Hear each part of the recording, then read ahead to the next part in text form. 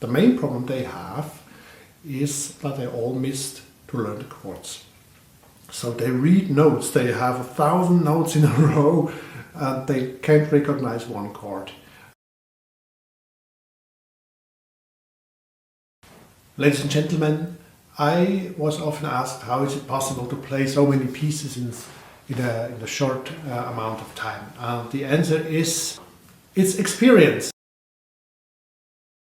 There are some basic knowledge that will improve your piano playing if you take a little time or invest a little time to learn these skills. And this is especially playing some scales.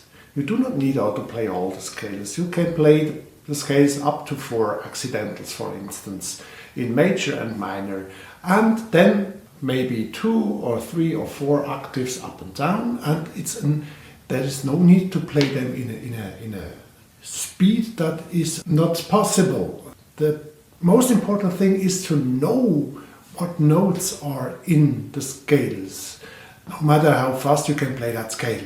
And then the next thing that improved my piano playing very much is knowing the chords, especially knowing a chord progression in different keys. Also up to 4 accidentals should be enough, otherwise it's too much and you do not start to practice these cadences. You have to know, no, you do not have to know. It's better to know, ladies and gentlemen, chord 1, 6, 4, 5 and back to 1 in the keys up to 4 accidentals.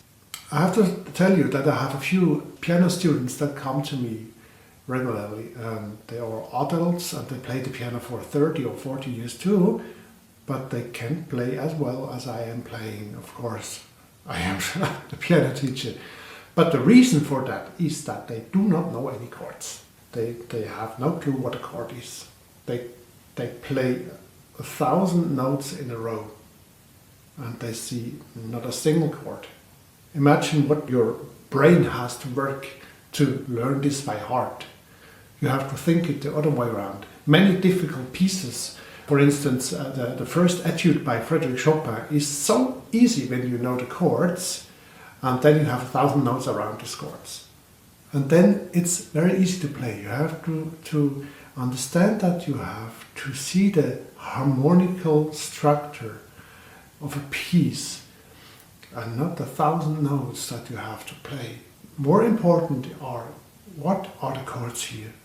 We start here, we go to this, to this, to this. And if you know these cadences very well, you have a roadmap in your head. When I come across a piece that is in D major, I see that there will be A major, probably A major 7th, because that's the dominant 7th chord of D major. You do not have to think D major, urban.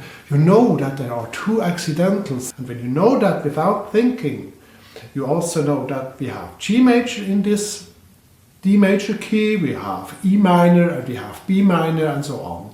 And these chords will surely appear. And also the same thing when the piece is in minor, you have to read the notes, you have to see what chords are possible in this piece without thinking, and that will surely improve your piano playing. Also, if you have problems learning pieces by heart, knowing the chords, see the skeleton of the chords. Let's say we have D major. D major, we go to A major, and then we go back to D major, and we go again to A major because that's a dominant chord. That makes things very easy, and then you have a few points, a guideline, and you can play all notes, the ornaments, the notes, or quasi the ornaments around the chords. You have to see it like that, and that's why I recommend really learning these chords and these cadences. It's important, and it will improve your piano playing.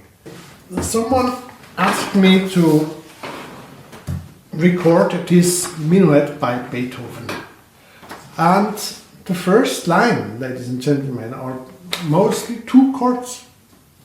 We have here, it's no matter what it is, or you do not have to know exactly how it's called in a theoretical way. You have to know in in a practical way. We see we have here D major, A major, D major, D major, A major, D major, E minor, okay. That's also in D major, I know that from the beginning, before I even play a note.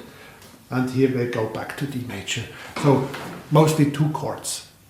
And if you know the chords, if you know that D major is D, F sharp and A major is A, C sharp and E, without having to think all the time, A major, I've heard that, then you are much, much faster. And I really recommend to practice these cadences. Scales up to 4 accidentals, cadences, intervals, ladies and gentlemen.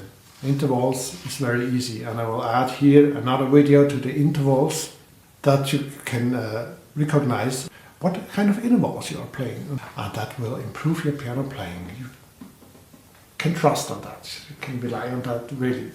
That's why I think this is so important. Well, a few words about starting practicing. One of the most important things is to avoid mistakes from the beginning. There are many great tutorials out from different channels that I have seen. Really good recommendations about how to practice, how to start practicing, and in my opinion, you have to take care that these recommendations are here to improve your piece that you are practicing and not to repair what you have already damaged when you started too fast with too many mistakes. The first thing what your hands are doing is really deep in your head. These mistakes that you have made in the beginning. For instance, when I start playing this piano piece and I forget here in this note to play the F sharp and I play an F instead of an F sharp. It takes 100 years till this F is out of my mind, and it's still in my mind. That's a problem when I have a bad day, a bad mood, or I'm nervous because I have to present or play in front of an audience. This F sharp is knocking here. Jody, play me, please. And then you play this F. Okay? And that's something you have to think about it all the time. When you start a new piece, try to avoid mistakes. That's so important. That's probably the best advice I can give you. Try to avoid mistakes from the beginning. Have a nice day and thanks for watching.